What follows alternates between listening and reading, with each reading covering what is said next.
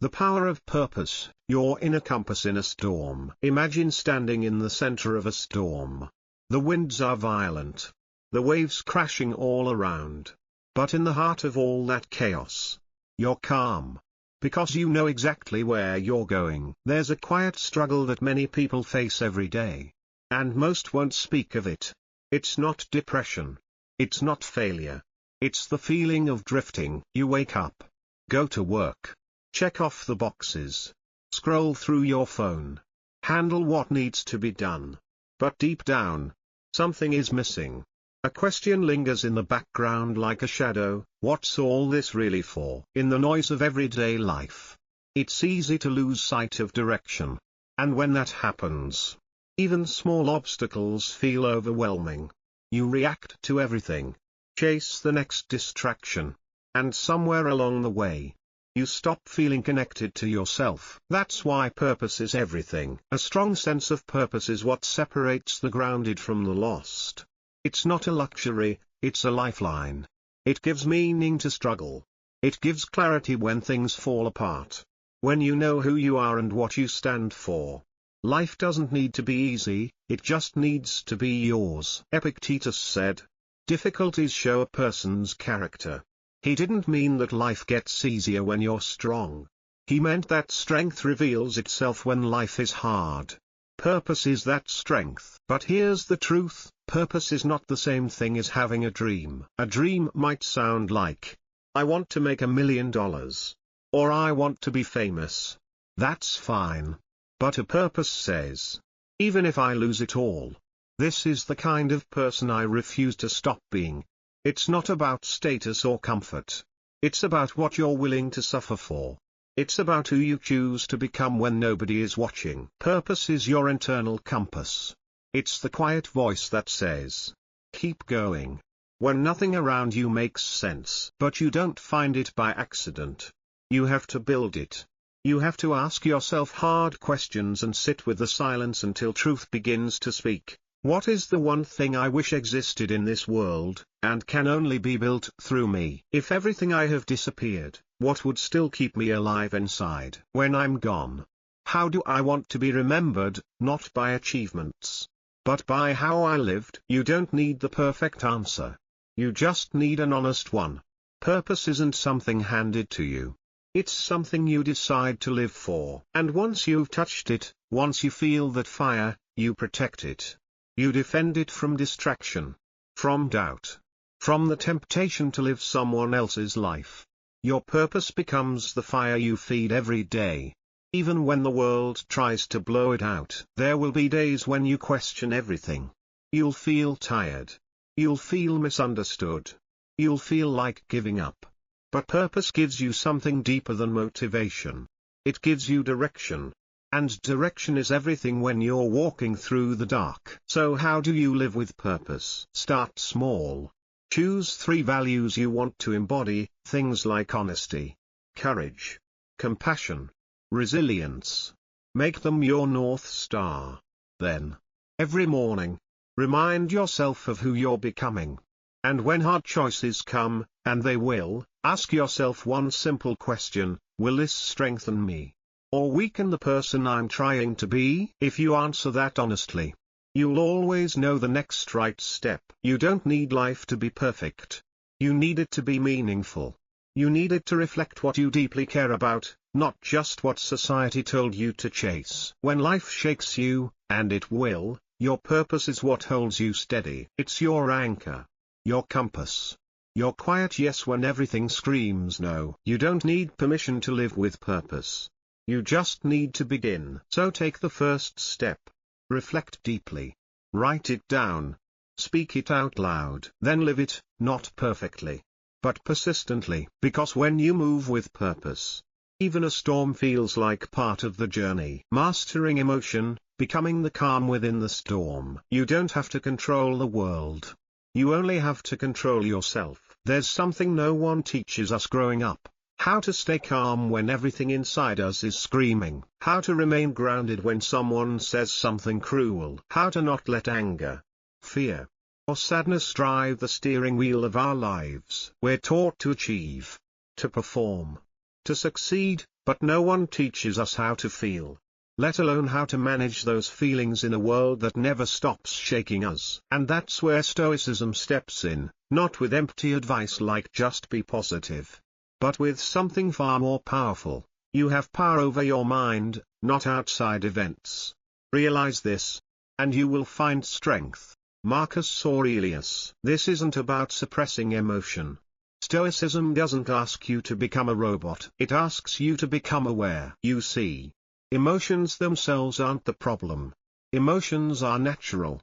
They're signals. What causes pain is what we do with those emotions, how we let them rule us, distort our decisions, and turn us into someone we're not proud of. Think of emotion like fire. Left unchecked, it burns everything. But if you learn how to contain it, understand it, and work with it, it can cook your food, warm your home, and light your way through the dark. Let's take anger. Someone cuts you off in traffic. Your pulse spikes. You curse. You honk. You're angry, not because of what they did, but because of how you interpreted their action. They disrespected me. But did they?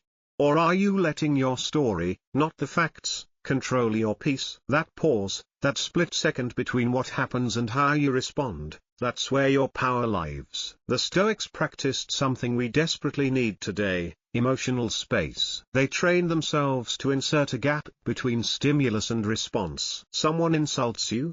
Pause. Bad news comes in? Breathe. An urge to lash out? Step back. That pause isn't weakness, it's wisdom. It's in that space where you ask, is this worth my peace? What's the most powerful version of me do in this moment? Is this emotion guiding me, or tricking me? Training your emotional mind is like building muscle. You don't become calm overnight. You practice. You can start small, set a goal each day to catch one moment where you would normally react, and don't. When something upsets you, journal instead of texting. Begin or end your day with 3 minutes of quiet. Not scrolling. Not distracting. Just listening to yourself. It's hard at first, but over time, you'll notice something extraordinary. You don't get dragged into every drama. You don't over-explain yourself to people who aren't listening. You don't feel the need to control everything. Instead, you respond instead of reacting. That's emotional mastery. Not perfection. Not coldness. But maturity, depth, grace, and most of all, peace. Think of the person you admire most. Maybe it's a leader, a teacher, a grandparent. What made them strong? It wasn't that they never felt. It's that they never let their feelings own them. They stood like mountains in a storm, still, solid, clear. You can be that, too. You already have the tools. You already have the capacity. You just need practice, discipline, and the belief that you are not your emotions. You are the one who notices them. And that's where freedom begins. So next time you feel overwhelmed, don't run from it. Observe it, name it, and choose how you respond. You are not weak because you feel. You are strong because you stay centered despite what you feel. And that is real power. Self-control, the art of acting, not reacting. If you do not control yourself, someone or something else will. In the age of instant everything, instant news, instant validation, instant gratification, it's never been easier to lose control of ourselves. One comment online ruins your day. A moment of boredom turns into hours of scrolling. An impulse turns into a decision you regret for months. We don't always realize it, but in today's world, self-control is a rebellion, a bold, deliberate act of reclaiming your power in a culture that thrives on distraction. The Stoics understood this long before social media, before modern advertising, before dopamine hijacks. They knew that the real danger wasn't the world, it was being ruled by your inner chaos. No man is free who is not master of himself. Epictetus. And mastery doesn't mean perfection.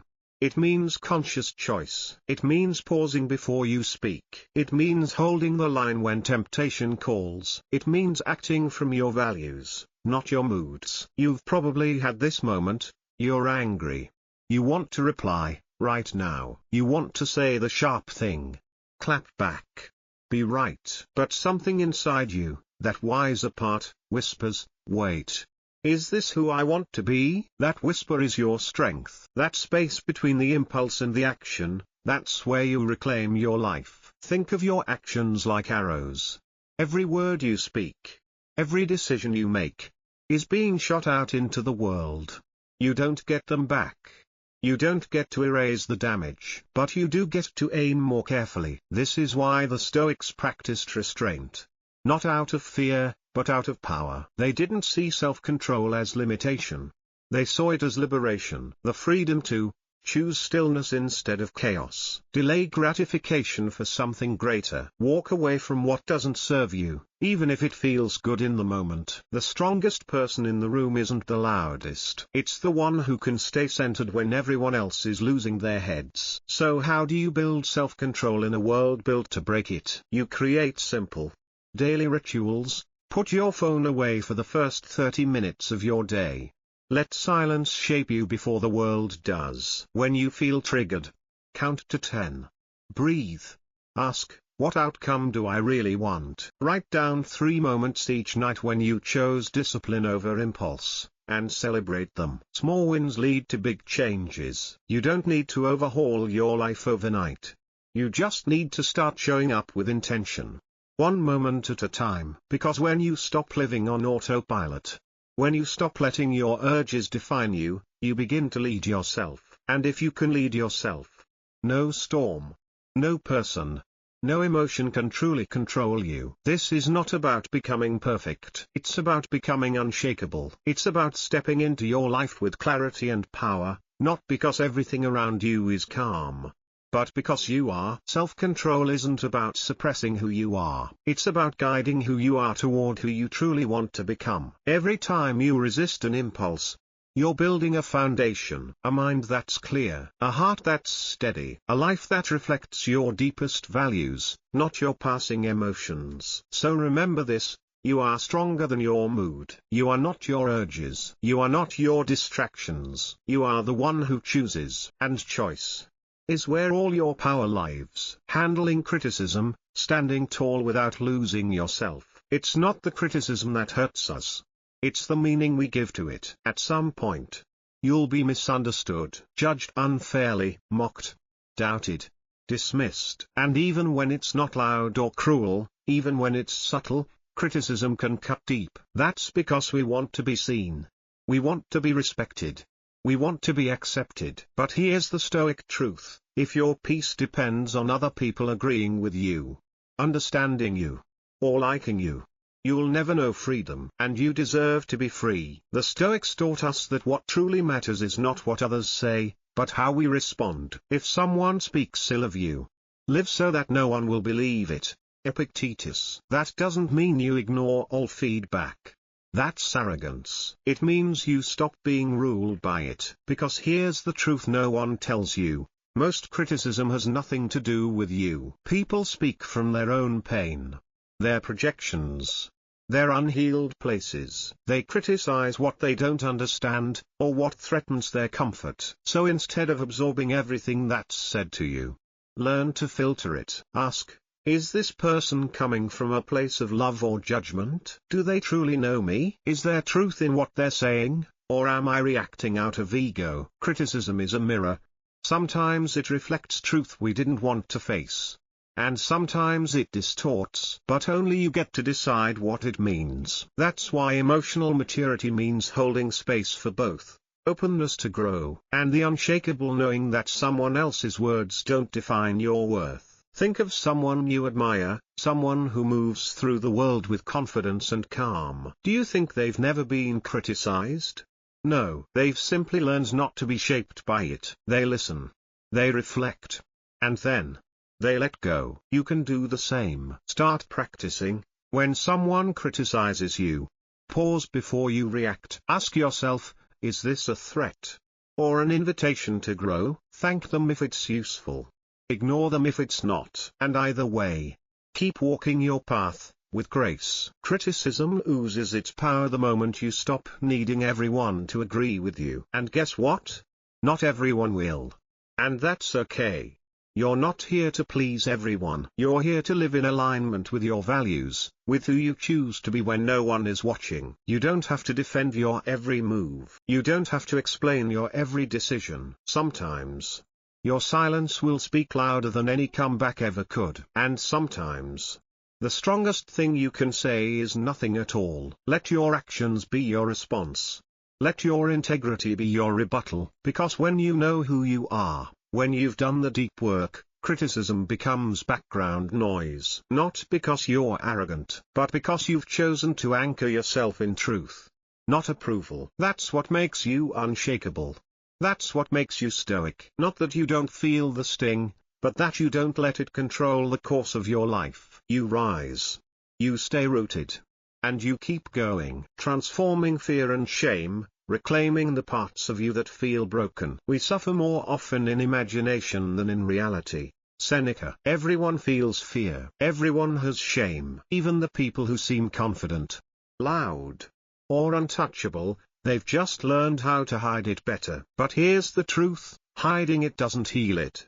Stoicism invites you to do something far more courageous. Face it. Fear and shame aren't signs of weakness. They're signs of being human. But when they're not understood, they become chains.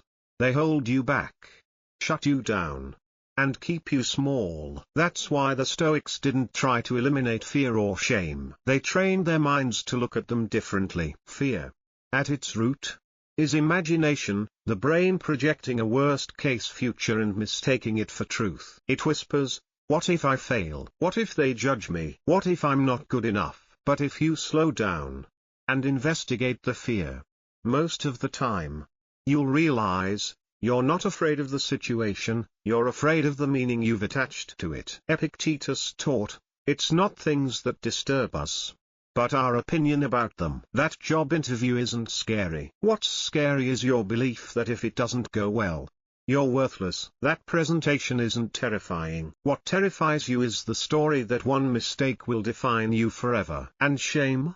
It's often just a scar from something you never fully healed from, a failure, a rejection, a mistake you made when you didn't know better. Shame says, you're broken. You'll never change. If people knew the real you, they'd leave. But shame is a liar. Stoicism reminds us that we are not our past. We are the present moment, and the choices we make in it. To break free from shame, you must meet it with truth. Ask, what exactly am I ashamed of? Am I judging myself for something that every human struggles with? Am I willing to grow from this, instead of hiding from it? You don't heal shame by pretending you're perfect. You heal shame by being honest, by choosing compassion over condemnation. Forgiveness, especially self-forgiveness, isn't weakness. It's survival. It's an act of strength to look at your flaws and still say, I am worthy of moving forward. And that's what fear and shame hate most, progress. Because the moment you take one small step forward, even while afraid, they start to lose their grip. So try this, do something that scares you, even a little. Speak up. Show up. Say no. Reflect on one mistake you're still carrying, and write down the lesson it gave you. Tell someone you trust about it. Share it. Let it breathe. Let it lose its power. Remember, growth doesn't happen in the absence of fear, it happens in spite of it. You don't wait to feel brave. You act, and courage follows. The Stoics didn't chase comfort. They chased character. They knew fear would come. But they also knew, the obstacle is the way. The fear is the teacher. The shame is not the truth. It's the opportunity. So take a deep breath, look fear in the eye, call shame by its name, and walk forward anyway. Because nothing, not fear, not shame, not your past, has the right to define who you are becoming. Only you do. Anticipating obstacles, prepare your mind, not just your plans. The wise man looks ahead. He does not dread the future, but prepares for it. Life rarely goes exactly as planned. You train for months, and the opportunity vanishes. You give your best, and someone still walks away. You build with care, and it still falls apart. And when it does, most people are left shocked, defeated, or angry, as if pain wasn't part of the deal. But Stoicism teaches us a different approach. Don't fear the unexpected. Expect it. Prepare for it so that when it arrives, and it will, you are not destroyed. You are ready. There's a powerful Stoic practice called premeditatio malorum, the premeditation of evils. It sounds grim. It's not. It's a mental exercise. A tool. A discipline. It's the art of imagining what might go wrong, not to spiral, but to prepare, to build the emotional muscle before the storm hits. Before a big meeting. Imagine the interruptions. Before launching your idea. Imagine the rejection before stepping into something new. Imagine the detours. Ask yourself, what could go wrong here? What will I do if it does? Who will I choose to be when it happens? It's not pessimism, it's clarity. It's not expecting the worst, it's detaching your peace from perfect outcomes. Think of it like this: when a boxer steps into the ring, they don't only prepare to land punches, they train to take them, to stay standing, to keep breathing. That's what this practice gives you, resilience. The truth is, the more attached you are to everything going your way, the more fragile your peace becomes. But when you've already made peace with the possibility of difficulty, when you've rehearsed your response, you walk through life with a quiet confidence. And when things go well, you appreciate it even more. And when they don't, you respond, not from panic, but from preparation. Here's how to start building this practice. Take 5 minutes in the morning and mentally walk through your day. Ask, what challenges might arise? Then imagine meeting them with grace. Before a big event, write down 3 possible problems, and 3 grounded responses. At night, reflect, what unexpected things happened today? Did I handle them well? What can I adjust next time? This isn't about trying to control everything, it's about mastering what you can control: your mindset, your reactions, your focus. The Stoics weren't naive. They didn't believe life owed them comfort or predictability. They believed life owed them nothing, which is why they trained their minds to be unshaken. You can't stop the waves, but you can learn to surf. You can't stop disappointment, but you can stop being owned by it. Let the surprises come. Let the plans fall apart. Let the unexpected knock on your door. Because you've already prepared. Not just with a backup plan, but with an unshakable inner posture. One that says, no matter what comes, I remain rooted.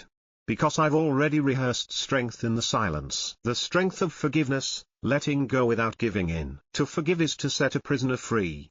And discover the prisoner was you. Lewis B. Smedes. We all carry things. Some of it is visible: loss, failure, frustration. But the heaviest burdens are often the ones we can't see: resentment, grudges, unspoken pain tucked away inside us. And often, we think that by holding on to that pain, we're protecting ourselves. If I forgive them, does that mean what they did was okay? If I let this go, will they win? But forgiveness isn't about them. Forgiveness is about freedom, yours. The Stoics understood this deeply. They believed that carrying anger is like drinking poison and expecting someone else to suffer. It only hurts you. It clouds your thoughts. It tightens your chest. It traps your energy in the past, when you could be building your future. Anger, if not restrained, is frequently more hurtful to us than the injury that provokes it. Seneca. So forgiveness isn't weakness. It's courage. It's choosing peace over the illusion of control. It's saying, I deserve to move forward. Even if they never say sorry. It doesn't mean forgetting what happened. It doesn't mean trusting again. It doesn't mean inviting them back in. It simply means releasing your grip on the pain, so it stops gripping you. Forgiveness is not an event. It's a process. And like all powerful things, it starts with self-honesty. Ask yourself, what resentment am I holding on to? What is this anger costing me? Am I willing to put down this weight, even if the other person never changes? Sometimes, the person you need to forgive is yourself. We all carry mistakes, things we wish we hadn't said, moments we replay with regret, paths we didn't take, people we hurt. People who hurt us because we let them. But beating yourself up endlessly doesn't make you better, it makes you smaller. Self-forgiveness says, I own what I did. I learn from it. And I choose to grow. Because the goal is not perfection, it's progress. If you're still punishing yourself for being human, you're not honoring the very heart of Stoicism, which is that the only control we have is in this moment. This choice. This day. Not the past. Not the story. Not what they did. Not what you didn't do. Just here. Just now. So here's how to begin forgiving. Write a letter you never sent. Say everything you wish you could say, to them. Or to yourself. Say out loud, I choose peace. I choose to move forward. I choose to no longer carry this. When old anger rises again, remind yourself, this pain already took enough from me. I am done giving it more. Letting go isn't weakness. It's the deepest form of strength. It's the moment you stop being defined by your pain, and start being defined by your healing. You're not soft for forgiving. You're powerful. Because nothing is harder than choosing peace when vengeance is easier. Nothing is braver than releasing the past. Even when you're still hurting. You don't forgive because they deserve it. You forgive because you do. You deserve clarity. You deserve to be free. You deserve a future that's not ruled by old wounds. So loosen your grip. Let it fall. Walk forward. And know that the moment you do, you're no longer a prisoner of the past. You're the author of what comes next. Living in harmony with nature, flowing instead of forcing. Live in agreement with nature. Zeno of Citium. At first glance, that phrase might sound abstract, even vague, but it's one of the most powerful instructions Stoicism offers. To live in harmony with nature doesn't mean running off into the forest, giving up modern life, or ejecting ambition. It means understanding what is natural, what is true, and what is in your control, and aligning yourself with those things instead of fighting against them. It means learning to flow, not force. We live in a world that tells you to hustle, grind, push harder, control more. But nature doesn't hustle. Nature unfolds. It adapts. It grows through seasons. The tree doesn't panic when winter comes. It lets go of its leaves, knowing they'll return. The river doesn't fight the rocks, it shapes them. Slowly, with patience and flow. The moon doesn't shine every night, but it still shows up. In cycles. You are not separate from that. Living in agreement with nature begins by accepting that change is constant. Things will come. Things will leave. People will love you. And some will leave you. Careers will rise. And they'll fall. Your body will evolve. Your mind will mature. Your priorities will shift. When you resist that truth, you suffer. When you accept it, when you work with it, you thrive. That's why the Stoics didn't chase the illusion of permanence. They chased alignment. They asked themselves constantly, am I living true to who I am? Am I resisting what is?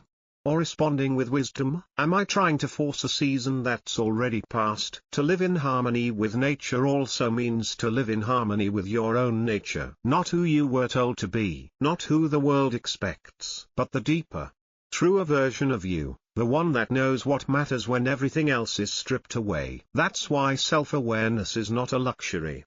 It's essential, because when you know yourself, you stop chasing things that exhaust you. You stop forcing relationships that don't fit. You stop pouring energy into proving your worth, because you already know it. Living in agreement with nature also means embracing virtue, the core Stoic values, wisdom, making decisions rooted in clarity, not impulse. Courage, acting even when afraid. Justice, doing what's right, even when it's hard. Temperance, practicing balance and self-restraint. These are not abstract ideals. They are anchors, a way to move through life with purpose. And when you live with virtue, your life becomes simpler. Not easier, but lighter. Because you stop fighting battles that were never yours to fight. You stop forcing outcomes that were never meant to be controlled. Try this, reflect on the season you're in. Is this a time for building? Or for resting? For holding on? Or letting go? Ask yourself, where am I forcing something that no longer feels true? Spend time in nature. Even briefly. Watch how it moves. Let it remind you that you don't have to rush to be whole. Living according to nature doesn't mean being passive. It means being in tune, acting where it matters, surrendering where it doesn't. You don't have to hold everything together. You only have to hold what's yours to carry. You don't have to bloom every day. Some days are for rooting. Some are for shedding. Some are simply for being. And through it all, you can be at peace. Because peace isn't found in control. It's found in cooperation, with life, with truth, with the flow that's already carrying you somewhere meaningful. So stop forcing, start listening, and let life become something you walk with, not something you battle. That's harmony. That's clarity. That's living the Stoic way. The power of acceptance. Peace begins where resistance ends. Don't hope that events will turn out the way you want. Welcome events in whichever way they happen. This is the path to peace. Epictetus. Let's be honest, most of our suffering doesn't come from what's happening. It comes from the fight against what's happening. The job loss hurts, but what truly wrecks us is the belief, this shouldn't be happening. The breakup is painful, but what devastates us is the clinging, this was supposed to last forever. The failure stings, but what paralyzes us is the thought, I can't handle this. Stoicism doesn't promise to protect you from pain. It doesn't offer you a life free from difficulty. What it gives you is a shield, the ability to stay calm and clear within the storm. That shield is acceptance. Acceptance is not giving up. It's not being passive. It's not saying, everything is fine. It's saying, this is real. Now what will I do with it? It's a shift from reaction to response. From victimhood to grounded clarity. Acceptance creates the space between the event and your decision, and in that space, you become powerful. A blazing fire makes flame and brightness out of everything that is thrown into it. Marcus Aurelius. That's what acceptance is. It's the ability to transform reality, not by changing what happened, but by choosing how you'll meet it. When you accept what is, you stop wasting energy on resistance. And suddenly, you have the strength to act, wisely, courageously, deliberately. You can start small. Accept that you're tired, and rest with purpose. Accept that someone let you down, and choose to forgive or move on. Instead of clinging, accept that things didn't go your way, and ask, what can I learn from this? It's not about liking everything. It's about facing everything. Because life will always bring what it brings. People will be who they are. Plans will shift. Surprises will come. The question is, will you collapse in frustration? Or will you stand in calm clarity? One of the greatest gifts you can give yourself is this mindset, I don't have to agree with it. I don't have to like it. But I will not fight reality. I will face it.